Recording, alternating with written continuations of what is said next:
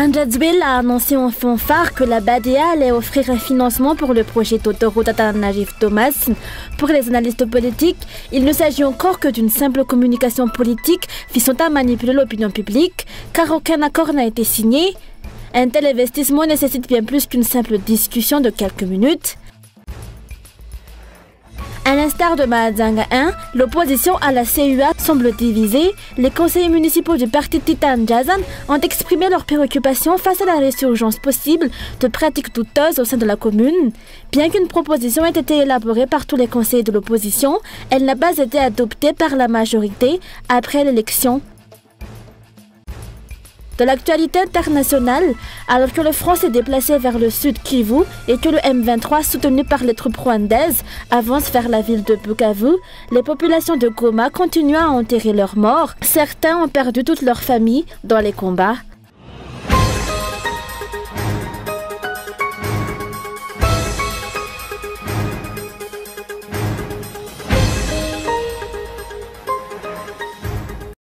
Andjadzwil a annoncé en grande pompe que la BADEA, ou Banque arabe pour le développement économique en Afrique, allait offrir entre 250 et 350 millions de dollars pour la réalisation du projet d'autoroute reliant Atananarivo et Thomas. Cependant, selon les analystes politiques, il s'agit d'une communication peu sérieuse visant à se vanter car aucun accord n'a été encore signé. Un tel investissement nécessite bien plus qu'une simple discussion de quelques minutes. Il est prématuré de présenter cela comme un financement déjà acquis. Tout d'abord, cette communication manque de sérieux. Il s'agit d'une discussion de quelques minutes, sans signature, mais simplement un échange d'idées. Les autorités font croire qu'un financement a déjà été accordé. En réalité, la BADEA doit encore réaliser des études, puis le projet doit être présenté à l'Assemblée nationale malgache avant que le financement ne soit effectivement appliqué. Il y a donc plusieurs étapes à suivre. Cette déclaration n'est rien d'autre qu'une communication politique dans un discours populiste. Nous ne devrions pas tromper les Malgaches de cette manière. Dans la loi des finances, on parle de financements acquis et de financements estimés. Depuis quand des financements estimés peuvent-ils être adoptés dans une loi de finances ? Les autorités sont en train de se vanter d'une possible énième dette pour Madagascar, une dette qui incombera à tous les Malgaches et à leurs descendants. Cependant, cet emprunt ne sera pas accordé facilement car il nécessite le respect strict de règles et de disciplines auxquelles le régime Radzwil n'a pas montré une grande adhésion. Il faudra donc s'attendre à de longs délais avant que ces fonds ne soient effectivement débloqués.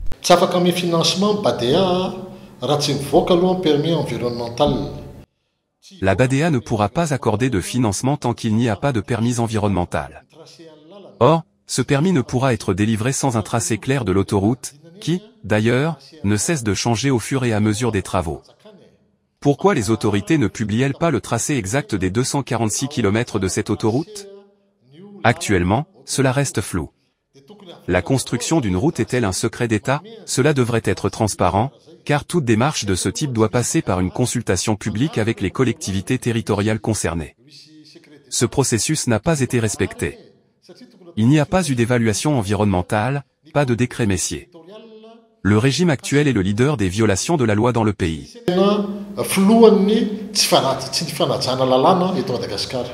De nombreuses organisations de la société civile réclament la réalisation d'une étude d'impact environnemental et social pour ce projet d'autoroute, ainsi que la publication de ses résultats. La certitude sur le tracé et les risques de dégradation des zones protégées qu'elle traverse suscitent de vives inquiétudes.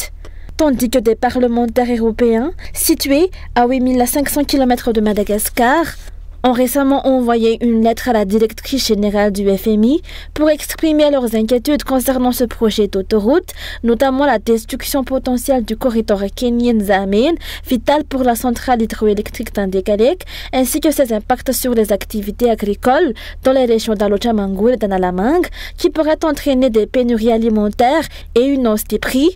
Les parlementaires malgaches, de leur côté, semblent indifférents, privilégiant leurs intérêts personnels. Il n'est donc pas étonnant que Madagascar peine à se développer, d'autant plus que le pouvoir exécutif, pour sa part, se contente de communications populistes pour détourner l'attention de l'opinion publique.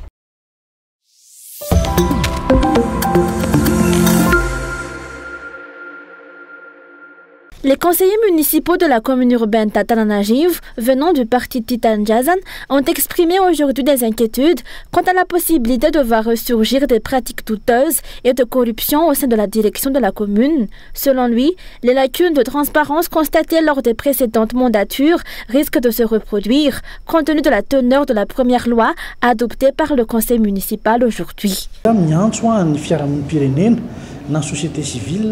J'appelle la société civile à observer de près ce qui se passe au sein du CUA, en particulier ceux qui se déclarent opposés à la corruption. Nous avons déjà été confrontés à de telles pratiques de vote secret durant le mandat précédent, et il semble qu'elles soient en train de revenir. Nous avons vu les résultats de ces pratiques au cours des 5 dernières années. Récemment, une loi a été adoptée par le conseil municipal, permettant aux maires de contracter des emprunts plus facilement. Les habitants d'Antananarivo doivent donc s'attendre à ce que la commune urbaine d'Antananarivo contracte bientôt des emprunts, avec des intérêts à rembourser. Une proposition de modification du règlement intérieur du conseil municipal a été avancée par les conseillers de l'opposition. Ce texte prévoyait notamment des règles strictes concernant la gestion des finances et des ressources matérielles pour plus de transparence. Cependant, bien qu'elle ait été élaborée par l'ensemble des conseillers de l'opposition qui détiennent la majorité au conseil municipal, cette proposition n'a pas été adoptée à la majorité.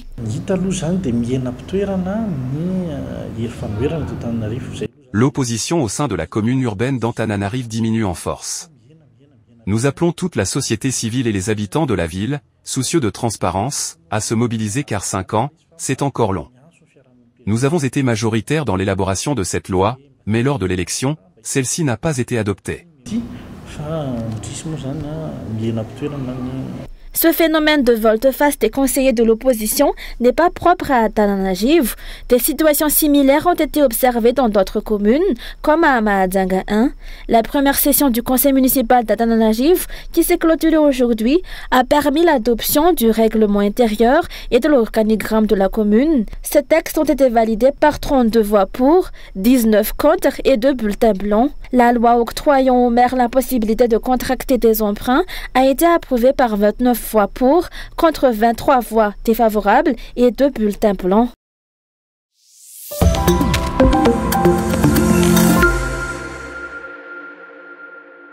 Les syndicalistes ont pointé du doigt aujourd'hui le mépris flagrant des dirigeants face aux revendications des fonctionnaires et aux souffrances de la population. Cette indifférence constitue l'une des principales causes de la crise actuelle. Plutôt que de s'attaquer aux problèmes de fond, les autorités semblent davantage préoccupées par la répression de ceux qui expriment des opinions divergentes.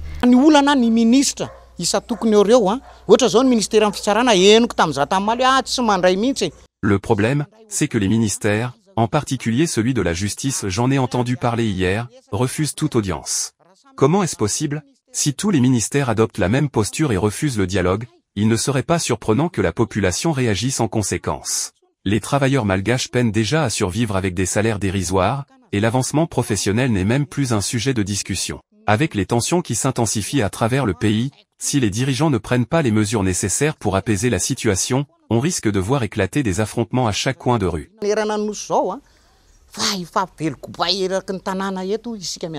Les syndicalistes font face à de fortes pressions et à des intimidations alors qu'ils défendent les droits des travailleurs. Nombre d'entre eux se voient privés de leur salaire ou de leurs indemnités. Selon eux, ignorer les travailleurs malgaches ne fera qu'aggraver l'instabilité sociale et fragiliser davantage le régime en place.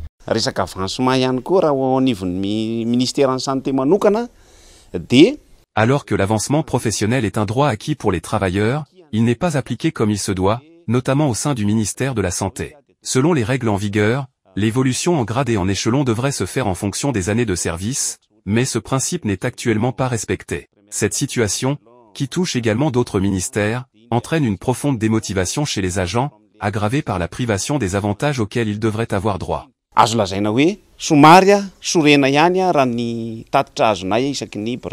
L'histoire retiendra que les dirigeants actuels ont délibérément ignoré la réalité des difficultés du pays. Faute d'une prise de responsabilité rapide, le risque d'explosion sociale et politique reste élevé, ont alerté les observateurs.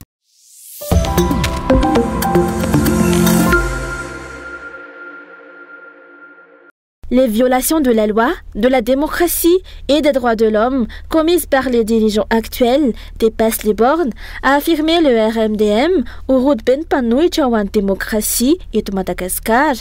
Les poursuites engagées contre ceux qui réclament leurs droits dans le pays sont inacceptables et condamnables. Betsaka loatra reo karazana teritery tsy mahazo mivory tsy mahazo maneho hevitra fa sy maneho hevitra. Il existe trop de contraintes, interdictions de se rassembler, de s'exprimer. Ceux qui osent s'exprimer sont poursuivis, et ceux qui se rassemblent sont accusés de vouloir renverser le pouvoir. Faut-il toujours étiqueter ainsi ceux qui cherchent à contribuer à l'amélioration du pays? Nous condamnons les pressions exercées sur les fonctionnaires désireux de servir le bien public, mais qui sont réprimés. Laissez-les exercer librement leurs fonctions. Nous dénonçons le mépris des droits humains fondamentaux, ainsi que le déni des droits des électeurs, qui a atteint des niveaux inacceptables lors des élections de décembre. Les citoyens ont été privés de leur choix sans la moindre scrupule. Ny mandravana zany zo zany eny ampelantanan'ilay vahoaka malagasy. Étant donné que Madagascar appartient à tous, le RMDM estime qu'il est inacceptable de laisser le pays dans une telle situation. Il a appelé à une prise de conscience collective. Il s'engage à agir et à ne pas se contenter de déclarations si la situation l'exige. Tonga miaraka fanomboana fa miasa miaraka fahombiazana. Nous appelons chacun à se rassembler pour un objectif commun, sauver Madagascar. Cela nécessite une action collective. Si la décision est prise par tous de descendre dans les rues, nous soumettrons une demande auprès du préfet. Nous n'allons pas agir dans l'ombre ni de manière clandestine. Madagascar a choisi la voie de la démocratie, et nous devons en assumer pleinement les responsabilités. À l'Assemblée de décider.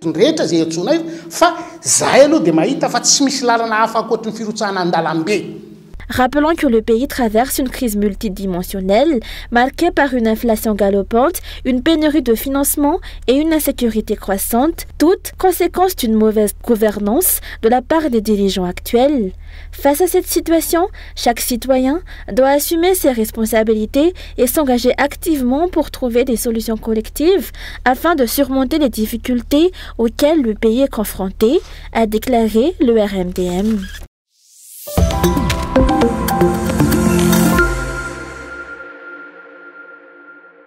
Madagascar accueillera cette année la rencontre du Comité mondial des femmes chefs d'entreprise au mois d'avril. Une opportunité qui tombe dans un contexte où le groupement des femmes entrepreneurs de Madagascar, ou GFM, poursuit inlassablement ses efforts pour réclamer l'amélioration du climat des affaires dans un contexte national difficile. Malgré de nombreuses années de plaidoyer, de revendications et de rencontres, les conditions d'exercice de l'activité économique à Madagascar ne se sont pas améliorées de manière significative. Les membres du GFM, qui regroupent plus de 300 femmes entrepreneurs, a souligné notamment l'instabilité politique, les difficultés d'accès au financement et la pression fiscale.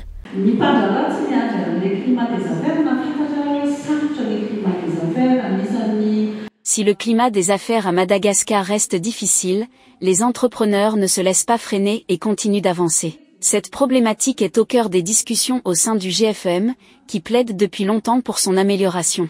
La pression fiscale demeure un fardeau commun à tous les entrepreneurs.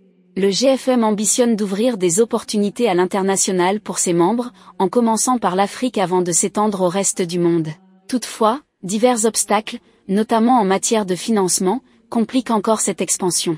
Malgré ces défis, ni les femmes entrepreneurs ni les entrepreneurs en général ne comptent renoncer à leurs ambitions.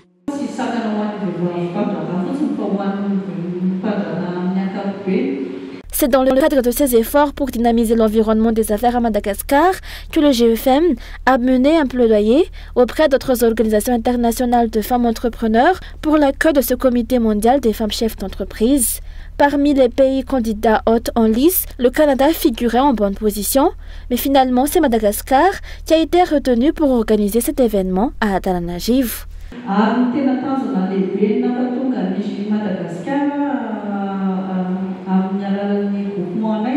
Le groupement des femmes entrepreneurs de Madagascar s'est fixé pour objectif d'attirer l'attention du monde sur Madagascar. Depuis 9 ans, nous avons toujours veillé à être représentés lors des événements internationaux du CFM.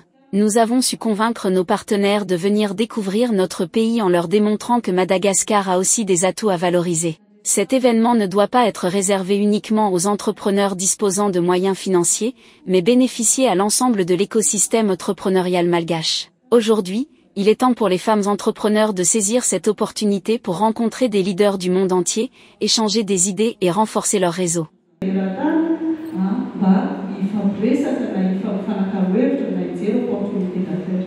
À cette occasion, de nombreuses personnalités féminines du monde des affaires reconnues sur la scène internationale seront présentes à Madagascar du 28 au 30 avril 2025. Le thème de cet événement sera « Une économie résiliente et inclusive, les femmes entrepreneurs à la croisée des chemins entre le Nord et le Sud ».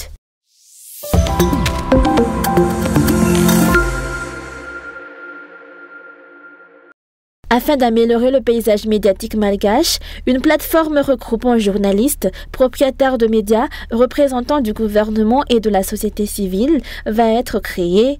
Une réunion préparatoire a eu lieu aujourd'hui à Soran, organisée par l'ONG ILTIR, spécialisée dans l'assistance juridique gratuite aux journalistes. À l'issue de cette rencontre, cette plateforme sera créée dans le cadre du projet Manerua afin de défendre les droits sociaux, économiques et juridiques des journalistes. L'amélioration des conditions des journalistes passe par l'application des lois existantes, comme celles régissant la NRCM et l'accès à l'information, ainsi que par la formation des professionnels du secteur. La plateforme ne réunira pas seulement des journalistes, mais aussi la société civile, des représentants du ministère compétent et des patrons de médias.